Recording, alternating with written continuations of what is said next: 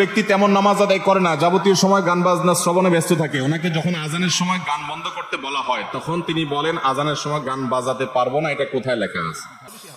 আমি সতর ঢেকে ফুটবল খেলি কিন্তু আমার বন্ধুরা হাফ প্যান্ট পরে খেলে, এই অবস্থায় আমার কি গুনাহ হবে?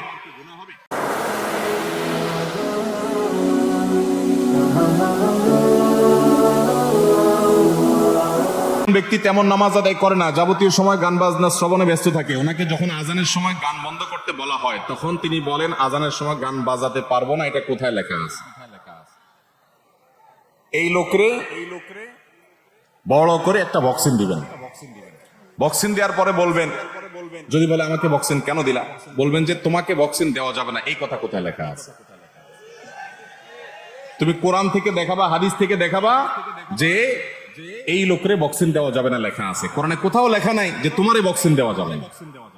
অতএব বক্সিং কেন, আরেকটা দেব।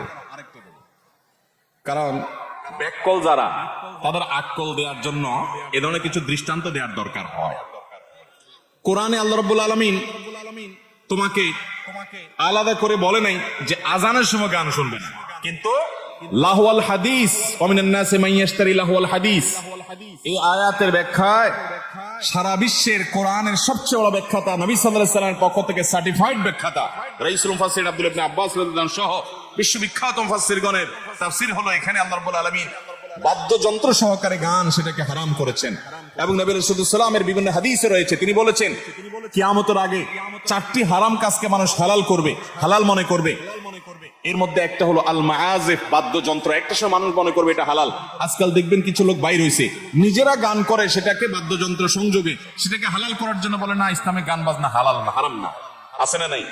আবার কিছু পীরের মুরিদ আছে যারা বলে যে আসমানটা কাঁপছিল কেন, জমিনটা নাচছিল কেন, বড় পীর ঘামছিল কেন সেই দিন।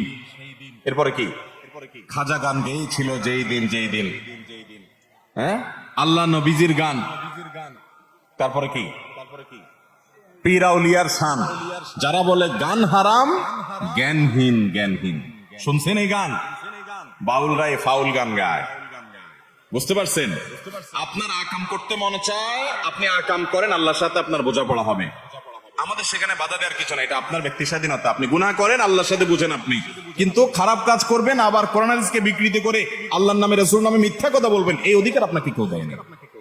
অতএব এই বাদ্যযন্ত্র ব্যবহার, এই গান, এটা তো সর্বাবস্থা হারাম। আজানের সময় আলাদা করে হারাম, এটা তোমার জন্য লিখে দিতে হবে কেন? সর্বাবস্থা যেটা হারাম সেখানে আল্লাহর নামের বড়ত্ব বর্ণনা করা হচ্ছে, সেটা আমি তুমি আল্লাহ নিষিদ্ধ কাজটা বলে আওয়াজে ডিস্টার্ব করছো, এটা তো রীতিমতো আল্লাহর বিরুদ্ধে বিদ্রোহ করার শামিল। আল্লাহ তাআলা আমাদেরকে হেদায়েত দান করুন। যেটা সবসময় হারাম সেটা আজানের সময় আরো বেশি হারাম। আমি সতর ঢেকে ফুটবল খেলি কিন্তু আমার বন্ধুরা হাফ প্যান্ট পরে খেলে, এই অবস্থায় আমার কি গুনাহ হবে? আপনি সতর ঢেকে খেলেন, আলহামদুলিল্লাহ, তাহলে আপনার খেলাটা জায়েজ আছে। আপনি ব্যায়ামের উদ্দেশ্যে, রিফ্রেশমেন্টের উদ্দেশ্যে আপনি ক্রিকেট, ব্যাডমিন্টন, ফুটবল খেলছেন, কোনো হারাম কাজ করা ছাড়া। সেখানে জুয়া টুয়া নাই, জায়েজ হতে পারে। মুশকিল হলো আপনার সাথে অন্য সব খেলোয়াড়ের রান দেখা যাচ্ছে, সবাই হাফ প্যান্ট পরে খেলছে, তো অন্যের সতর দেখাটাও তো হারাম। সতর নিজের উন্মুক্ত করাও হারাম, আর আরেকজনের সতরের দিকে তাকানোটাও কি? এখন আপনি যদি ওইদিকে তাকানো ছাড়া খেলতে পারেন তাহলে জায়েজ হবে, কিন্তু এটা কিভাবে সম্ভব? 20-30 জন মানুষ একই মাঠে দৌড়াদৌড়ি করবে, বল পাস করবেন, নিবেন, তার সহযোগিতা খেলবেন, তাহলে সেক্ষেত্রে তার রানের দিকে তো আপনি তাকাবেনই।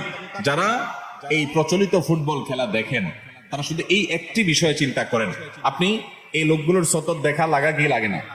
সতর ঢাকার ফরজ আল্লাহ তাআলা করেছেন, সেদিকে তাকানোটা হারাম। যেহেতু আল্লাহ তাআলা ফরজ করেছেন ওইটা দেখে রাখাটা, সে উন্মুক্ত করেছে, সে গুনাহগার হচ্ছে, আর আপনি তাকাচ্ছেন, আপনি গুনাহগার হচ্ছেন। অতএব এটা জায়েজ হতে পারে, হ্যাঁ, যদি সবাই 3/4 প্যান্ট পরে, ফুল প্যান্ট পরে, সতর উন্মুক্ত করা ছাড়া যদি ফুটবল খেলেন, ব্যাডমিন্টন খেলেন, ক্রিকেট খেলেন, সেখানে পারস্পরিক কোনো লেনদেন নাই, হারাম কোনো কিছু নাই, নেশা বা এডিকশন হয় না, নামাজে মনোযোগের সমস্যা নাই, আলহামদুলিল্লাহ।